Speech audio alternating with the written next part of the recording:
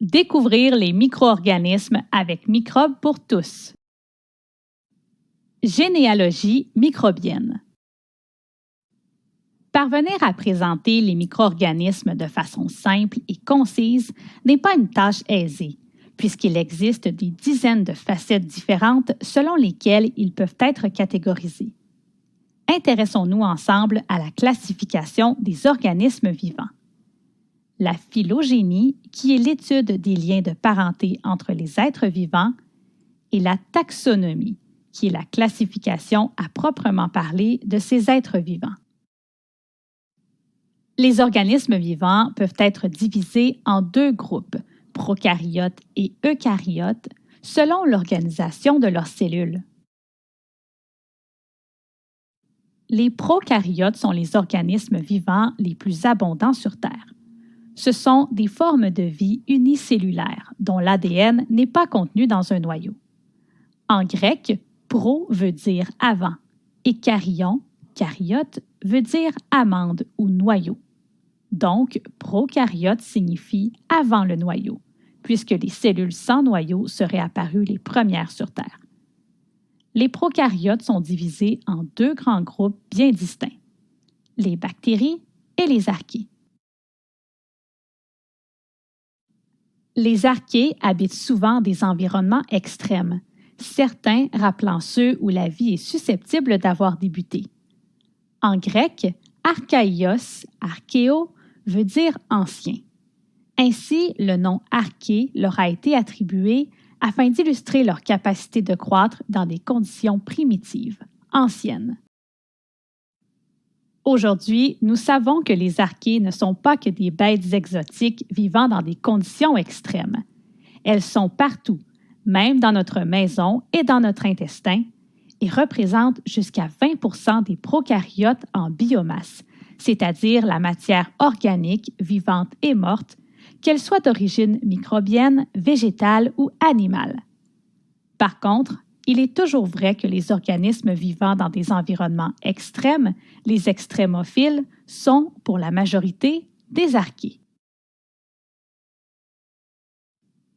Les eucaryotes, dont nous faisons partie, regroupent toutes les cellules dont l'ADN est contenu à l'intérieur d'un noyau. Il s'agit de leurs caractéristiques principales, et c'est d'ailleurs de là que provient le nom de ce domaine, qu'on pourrait traduire par vrai noyau. En grec, veut dire vrai et karyon, karyote, veut dire amande ou noyau. Les organismes eucaryotes peuvent former de grands organismes pluricellulaires, les animaux, les plantes et les champignons, grâce à de nombreuses cellules assemblées ensemble, mais également des organismes unicellulaires que l'on regroupe sous le terme protistes.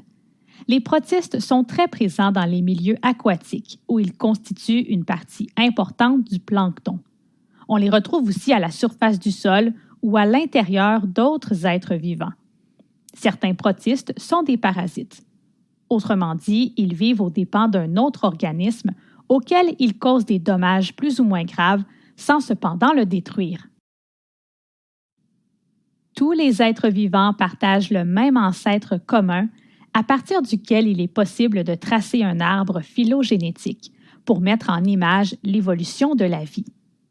Un arbre phylogénétique peut être comparé à un concept mieux connu, l'arbre généalogique. L'arbre généalogique permet d'établir les liens entre des individus, par exemple, vous par rapport à votre cousin. L'arbre phylogénétique permet quant à lui de faire des liens entre des groupes d'êtres vivants, par exemple l'être humain par rapport au chat.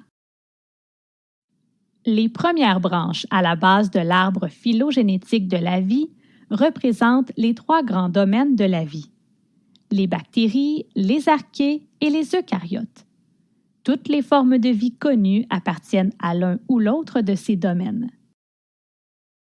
Par la suite, les branches de l'arbre phylogénétique de la vie se subdivisent afin de catégoriser les organismes vivants de la façon la plus précise possible.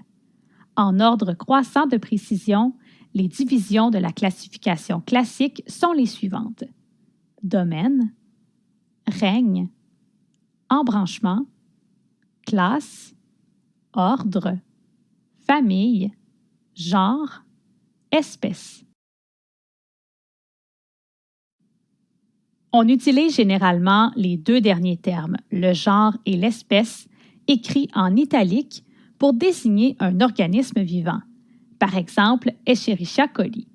Le premier terme, le genre, peut être abrégé en une seule lettre, par exemple E. coli. Cela est l'équivalent de votre nom de famille et votre prénom. En biologie classique, une espèce est définie comme étant un ensemble d'individus capables de se reproduire sexuellement entre eux, l'espèce humaine, canine, féline, etc. Cette définition ne peut pas être appliquée aux bactéries puisqu'elles ne possèdent pas cette capacité à se reproduire sexuellement.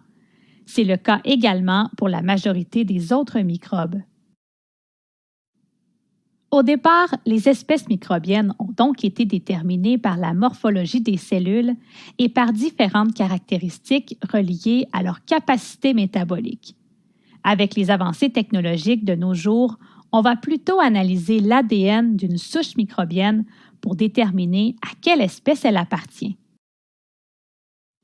Mais qu'est-ce qu'une souche microbienne?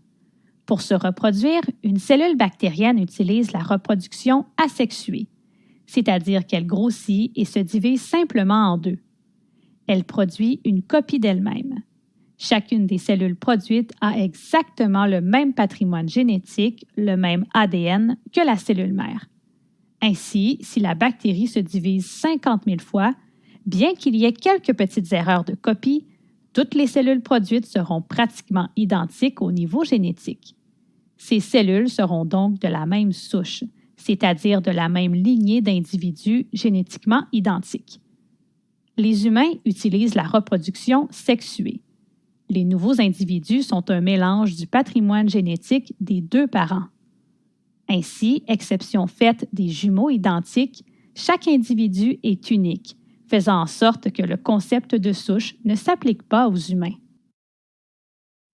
Il existe présentement environ 10 000 espèces bactériennes différentes qui ont été décrites et plus de 70 000 espèces différentes de protistes. Mais le nombre réel est suspecté d'être vraiment beaucoup plus important. Le nom des bactéries est souvent très informatif pour ceux qui comprennent le latin et le grec. Voici 4 classiques. On utilise souvent le préfixe strepto lorsque les cellules forment des chaînes.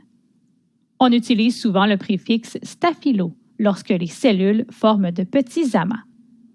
On utilise souvent le suffixe coccus lorsqu'une cellule est sphérique.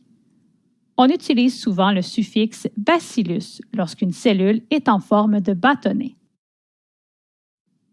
Ainsi, on peut savoir uniquement à partir de son nom que la bactérie Staphylococcus aureus, aussi appelée le staphylocoque doré, est une bactérie sphérique qui forme de petits groupes. Les virus représentent un cas particulier de micro-organismes qui ne font partie d'aucun des 3 grands domaines et qui ne sont indiqués nulle part dans l'arbre phylogénétique de la vie. Pourquoi?